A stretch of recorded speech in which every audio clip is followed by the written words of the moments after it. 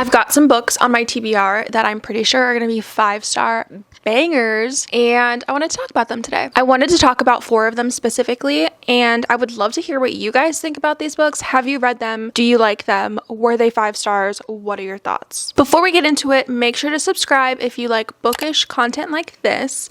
I also plan on doing a follow-up video once I read these 4 books and give you an update. So if you want to see that, make sure to subscribe so you don't miss it. Without further ado, let's dive into these books, and I will tell you a little bit more about why I think they will be 5 stars. If you watched my March TBR jar video, then you know that I picked this first book, Heavenly Bodies, as one of the books for this month. The prompt that I picked was literally a 5-star prediction, which inspired this whole video because I realized I have so many 5-star predictions on my shelf right now. But anyway, this is Heavenly Bodies by Imani Ebru. This is a romantasy. It's an enemies to lovers. So already right off the bat, just from that, I tend to rate enemies to lover romantasy books higher.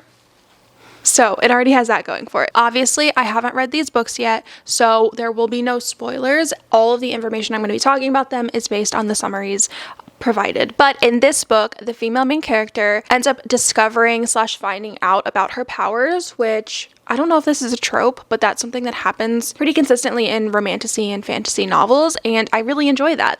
I love when they think that they're not magic or they like doubt their magical abilities and they actually are powerful. Also, in this book, there are no gods. Instead, they have stars, which I guess are kind of like gods, but those are like the deities in the world, I guess. And the female main character is cursed with a prophecy that she'll end up falling in love with a star and it will kill the both of them. So obviously, she is running from this prophecy. She doesn't want it to come true. She doesn't want to fall in love with the star and then have it kill them both. That does not sound great. When a star does end up coming down into her kingdom and runs around causing mayhem, she ends up running away into the arms of an enemy kingdom.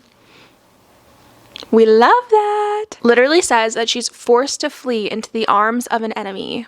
Yes, please. It also mentions in the summary that there's some sort of deceit happening from the stars. So it's giving Crescent City, and Crescent City is a 5-star series for me. So hopefully this will also be 5 stars. Okay, last thing from the summary is that it mentions that it says that something dark brews within her, a power made of night and shadows that begs to be broken free.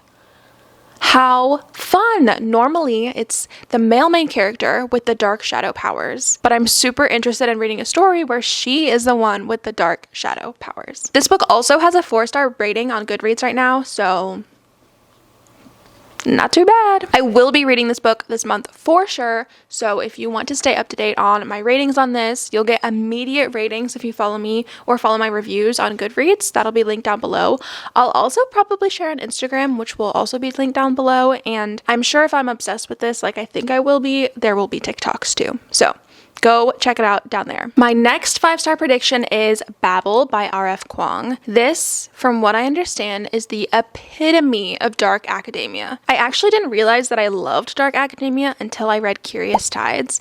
And once I read that, I was like, oh, I get it now. I understand. I think I just didn't really know what dark academia meant. I hadn't read any before, and now I love it. For that alone, I think that this will be a 5-star. If this is even more dark academia than Curious Tides, then heck yeah, sign me up. This is also a historical fiction / historical fantasy ?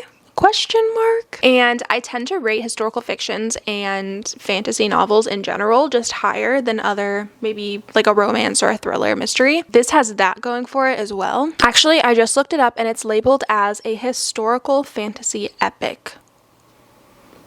Sure. The summary of this book explains that the main character is an orphan who ends up studying really hard, I guess, to get into Oxford University's prestigious Royal Institute of Translation, also known as Babel, obviously. Apparently, the tower, so there's a tower on the cover here, that is Babel. And in the tower, the students study, so like at Babel, they study translation and language, but also magic? ? I don't know how those two intertwine, but Sure. Honestly, just everything about this book sounds very intriguing and right up my alley. It sounds like there's going to be lots of secrets and deceit, and I'm sure there's some stuff going on with Oxford University in this book, so I can't wait to find out what is going on. This one also has a 4.17 Goodreads rating. I do have the stickers on the cover because this is a Barnes & Noble exclusive edition, I guess. I need to take those off. Anyway, I cannot wait to read this book. Shifting gears a little bit, the next book is The Nightingale by Kristen Hanna. This is a historical fiction, and I love a historical fiction. I don't read them often because they tend to destroy me just a little bit. They tend to be just very emotional and heart-wrenching and just a lot to consume. So I don't read them very often, but whenever I do love them. And I haven't heard very many specific reviews of this book, the story, or the writing all that much, but what I have heard is how much people love Kristen Hanna's writing in general. So based on that, I think I'm going to rate this really highly, just that people love her writing so much. The setting for this book is World War II, which has always been such an interesting topic for me. Sorry for that interruption. I don't know if you could tell that there was one, but I just was talking to Alan about his meeting.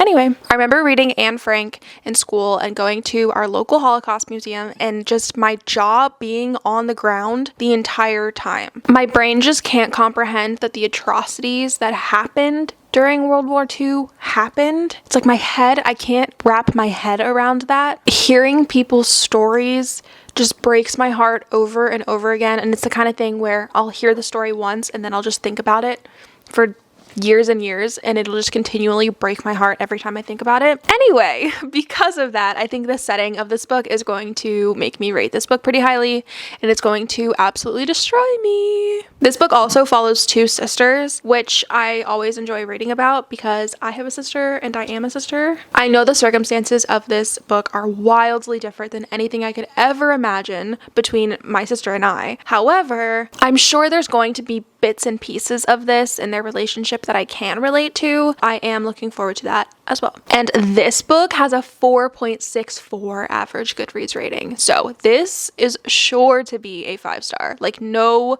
doubts about it. And finally, my last 5-star prediction for this video is The Jasad Heir by Sarah Hashem. This one is also an enemies to lovers romance, which again, I tend to rate higher. I have also heard people give high ratings to this book. I haven't necessarily heard specific in-depth reviews, but again, just seeing people rate this book highly makes me think that I might as well. This book says, 10 years ago, the kingdom of Jasad burned, its magic outlawed, its royal family murdered down to the last child. At least that's what Sylvia wants people to believe. Just from that, this book is giving Throne of Glass, which was a 6-star series for me. So if this is even just a little bit similar to Throne of Glass, I know that this is going to be a 5-star. The little blurb for this on Goodreads says, in this Egyptian-inspired debut fantasy, fun, a fugitive queen strikes a deadly bargain with her greatest enemy and finds herself embroiled in a complex game that could resurrect her scorched kingdom or leave it in ashes forever. This is